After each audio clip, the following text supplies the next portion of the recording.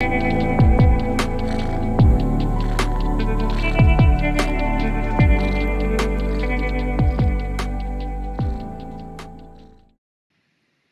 welcome back to Dwelling with God, a 7-day journey through the tabernacle as a model of discipleship for today.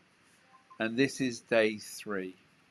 Yesterday we stepped through the gate, the way, the intentional choice to enter God's presence.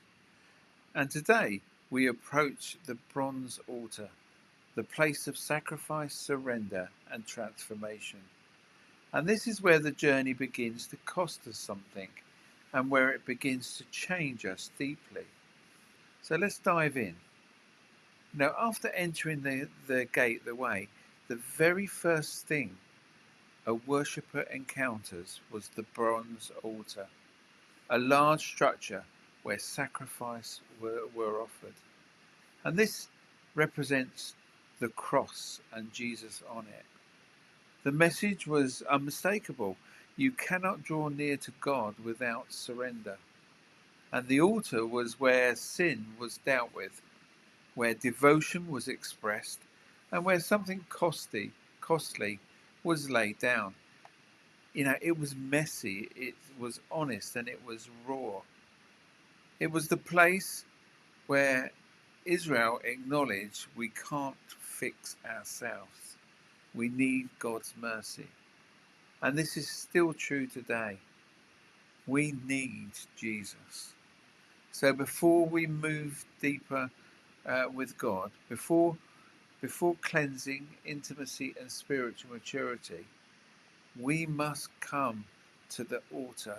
In other words, we must come to the foot of the cross and lay everything down. Not with animals, but with ourselves. And Romans 12:1 captures the altar in the New Testament language.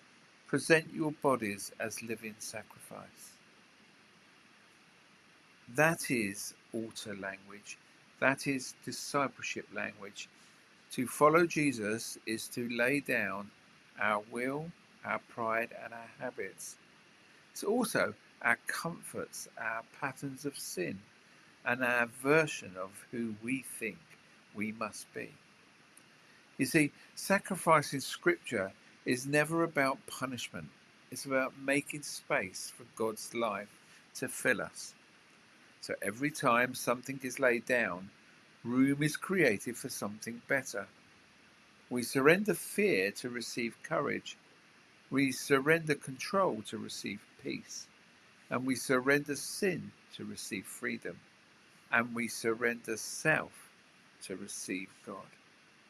The altar is not a place of loss. It's a place of holy exchange. We often think of surrender as one big dramatic moment, but in reality, surrender is daily, small and steady. And today's altars might involve letting go of bitterness, releasing the need to be right, laying down the destructive habits, or surrendering a relationship to God, giving up on the illusion of control, or handing over a fear that's been dominating your thoughts.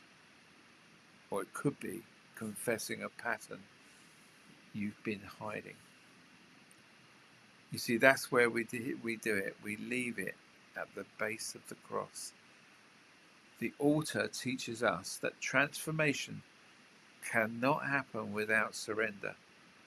God can't heal what we won't bring to him. So the question is, what is God inviting you to place on the altar today, or at the foot of the cross? Sometimes it's sin, sometimes it's pride, and sometimes it's a dream that needs to be trusted to him. And also sometimes it's an old identity he wants to replace. Whatever it is, the altar is not a place of shame. It's a place of freedom. In other words, the cross is the place of freedom. In modern life, sacrifice is often seen as negative, as losing something valuable. But in Scripture, sacrifice is worship. The altar wasn't just a place to deal with sin. It was a place to express love. By offering something costly, the worshipper was saying, God, you are worth more than this.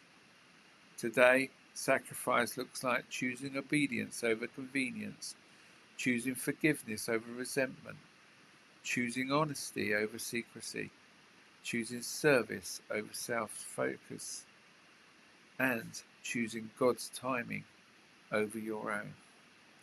Each decision becomes an offering. Each surrender becomes an act of worship. And slowly the altar forms a new heart within us. A heart that loves God more than anything that we can cling to.